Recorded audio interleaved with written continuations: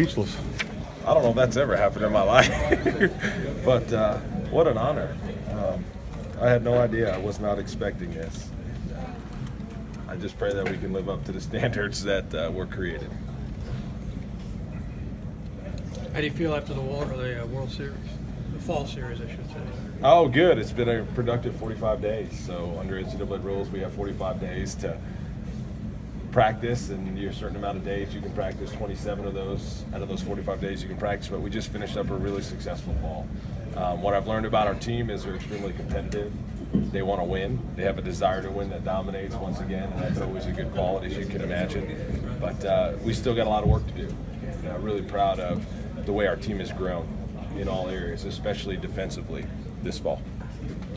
True leaders aren't leaders just to get the accolades, but obviously people recognizing what you do. How have you seen that impact lives, and how, is there a mentor that you had that was a good leader that impacted you?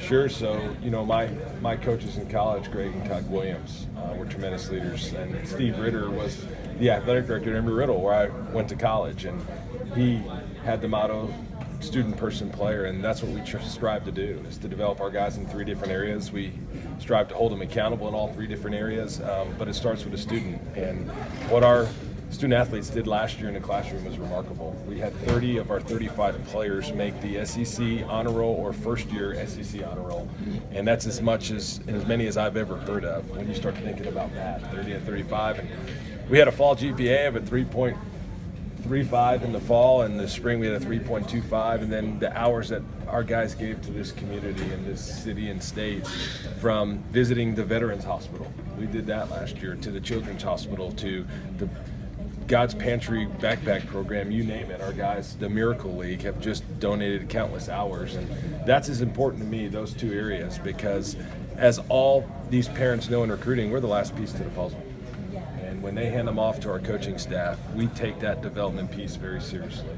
And it's not just on the field. And to be recognized for that is just a tremendous honor, and one I've never even thought I would ever receive. But the fact that people are noticing, I'm really proud of our student athletes, because they're the ones that are doing it. They're the ones that are out getting the good grades and serving our community. And the job that our coaches have done, that's the most important thing I've done since I've been hired, is I've hired great men.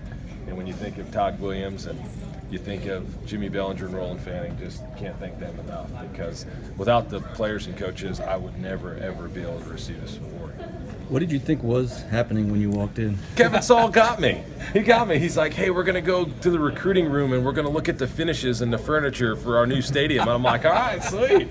And my wife set me up and said, hey, we want to go out to a nice lunch. What do you have on your schedule? And I'm like, well, I got this meeting in the recruiting room, but so why don't you throw on these khaki pants that you picked out my shirt? I'm like, all right, in-laws are in town, let me dress up. And man, and so here we are. And Kevin walked me in, he's like, I don't know how else to do this, but I was like, you're not here to look at furniture. How often does your wife pick out your clothing? Yeah, she dresses me. Her and Reese Wallace, our equipment manager. Are you still going out to a nice lunch? I think so. I have no idea. I don't know where we're going. You better, but I'll you better go pick wherever. up the tent too. I'll go wherever she tells me. Yeah. Speaking of leadership, this time last year you were trying to convince your team it was the beginning of the process that, hey, we can be good.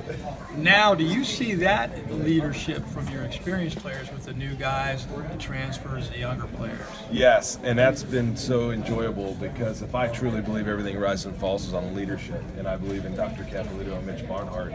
And I'll never forget, I got this picture of Mitch Barnhart drying off the seats in the regional. And just what a beautiful example of servant leadership, right? I mean, I believe that's everything that this award stands for, right? But to watch our players this fall, the guys that have been in the program, pour into our other student athletes, whether it be helping hold them accountable in the classroom, off the field, on the field, it's been really neat. And yesterday I witnessed a group of men, about 22 of them, on one team, come back from this huge deficit to win the Fall World Series. And I started keeping track of all the things that were coming out of their mouths. And I just started writing down all the statements they were making. And in a matter of 2 innings, I counted 27 different things that went into our system. From the way taking pitches when they're down, to the way that, so what, move on, next pitch, and just to watch them just lead was a really fun thing for our coaching staff to watch. So it's carrying over. How much do you stay in contact with the guys from last year who are now professionals? Oh, quite a bit. Matter of fact, Zach Logue was here yesterday. We spent about 20 minutes together.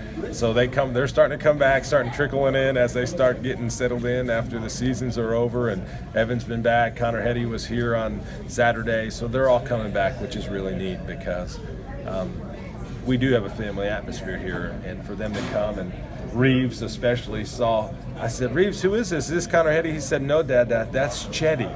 That's Chetty. So for them to come back and be a part of our family is really neat.